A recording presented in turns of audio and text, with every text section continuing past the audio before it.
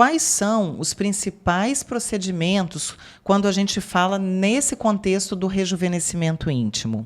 O rejuvenescimento ele vem na parte externa, se a gente fosse definir a vulva, com textura da pele, melhora da gordura dessa região vulvar.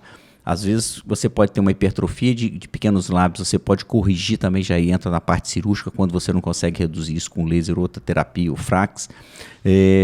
Você tem uma estrutura que você faz na questão da incontinência urinária, você sobe essa parte da uretra por um aumento do colágeno. Então você vai começar a atingir uma gama de patologias em que você tem uma melhora bem efetiva. E doutor Musquen, quem pode fazer esse tipo de procedimento?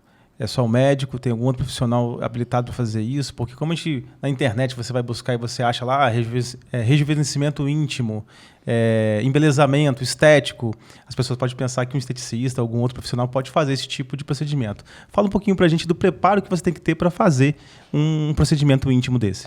Então, esse questionamento é super importante. Se eu faço um procedimento, seja ele qual for, eu tenho que chegar até o extremo da complicação máxima e eu tenho que saber resolver. Então eu não posso fazer um procedimento estético com uma pessoa que não tem habilidade para corrigir uma complicação.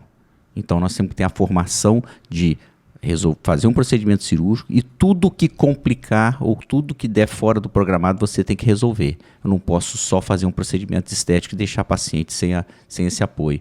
Então você tem que ter um conhecimento médico. Você já teve algum caso assim que você pensou, nossa, esse aqui vai ser bem simples, que isso complicou e você precisou de fazer uma manobra para evitar que aquilo se agravasse num procedimento estético como esse? O procedimento estético em si não, mas você tem esse procedimento cirúrgico. Você planeja, programa e às vezes não vai dentro do planejado. Mas o estético com uma boa programação, você tem um padrão a seguir e você tem um sucesso com um percentual muito alto. De um modo geral, qual é a faixa etária das mulheres que começam a buscar esses procedimentos, seja ali do laser ou mesmo de uma ninfoplastia e assim sucessivamente? Então, a ninfoplastia, às vezes a paciente é bem jovem, ela vem com uma queixa muito clássica que ela não consegue andar de bicicleta, que incomoda, não consegue usar um biquíni, uma roupa mais justa, uma calça jeans, um short. Então essa é uma adolescente que pode chegar.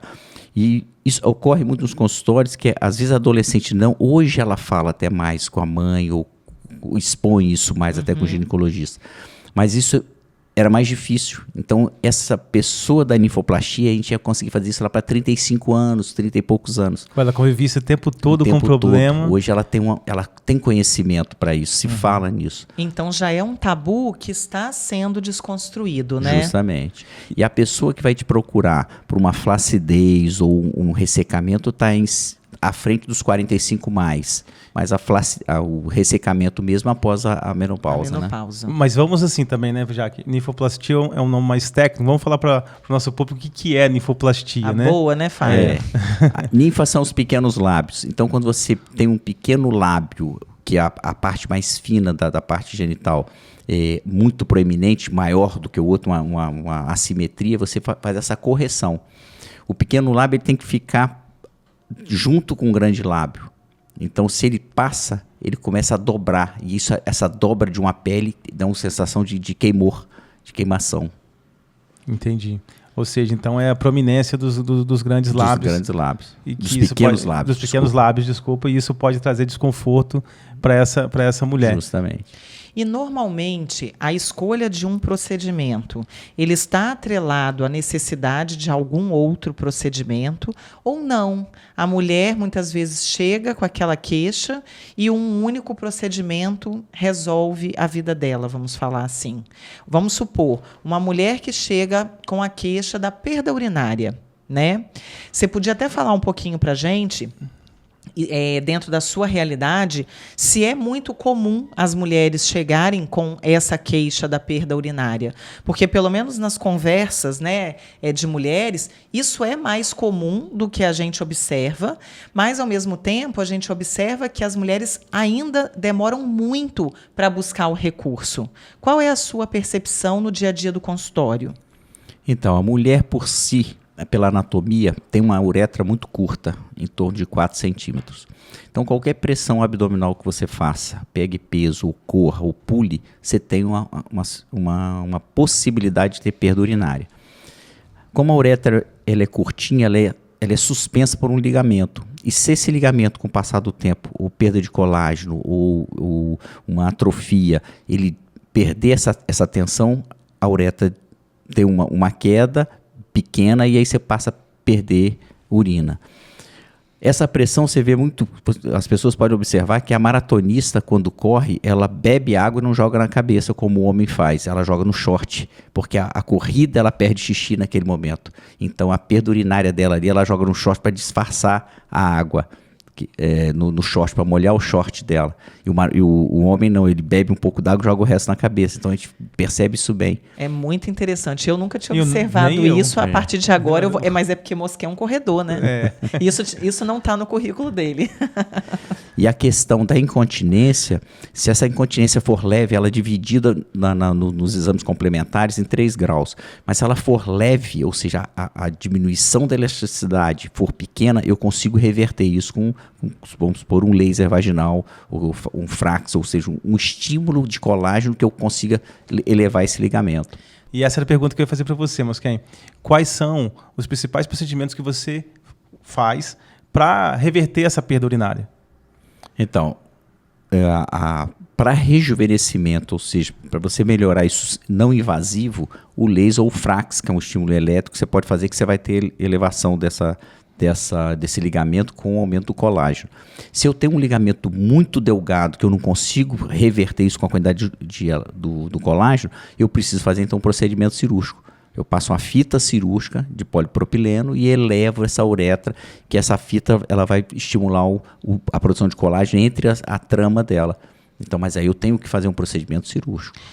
Para uma pessoa que está ali precisando fazer a cirurgia, você também indica o laser, considerando que ele poderia estar ali melhorando a qualidade daquele tecido para receber essa fita cirúrgica, ou você entende que não, que isso no final das contas não vai gerar benefício para a mulher?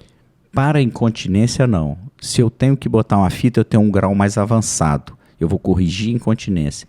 Mas se eu tenho uma melhor textura do tecido vaginal, aí o laser está indicado. Entendi. A gente falou, na verdade você falou sobre a incontinência urinária. Mas quais são outras queixas no seu consultório que levam você a fazer indicação desse tipo de tratamento, doutor Mosquet? Então, a principal indicação hoje é o ressecamento vaginal. E a paciente vem com a queixa de ardor ao coito ou até infecções de repetição, até infecções urinárias de repetição. Quando você faz o laser vaginal, você melhora esse epitélio, melhora a hidratação, e aí isso aí você tem um retorno muito melhor. Ela para de queixar do ardor ao ato sexual, o marido percebe que a vagina tem uma textura diferente, e então isso aí dá uma sensação de rejuvenescimento para ela, muito boa. Na fisiologia daquela mucosa, o que acontece que leva a esse estímulo dessa melhora, né? Porque antes eu tinha uma mucosa que estava desidratada, ressecada e que doía durante o ato sexual e que após o procedimento ela passa a estar o contrário, né? Hidratada, não gera mais desconforto. O que acontece nessa fisiologia? Quais são os benefícios diretos do laser sobre esse tecido? Então, o laser vai ter um estímulo sobre o fibroblasto. Esse fibroblasto estimula a produção de colágeno. Desse processo vai gerar a produção de ácido hialurônico. E aí você tem uma hidratação e um fortalecimento do tecido. Só que isso vai acontecer após de 20 a 30 dias da primeira sessão. E você tem que fazer um reestímulo e uma manutenção. Então eu preciso seguir com 3 sessões.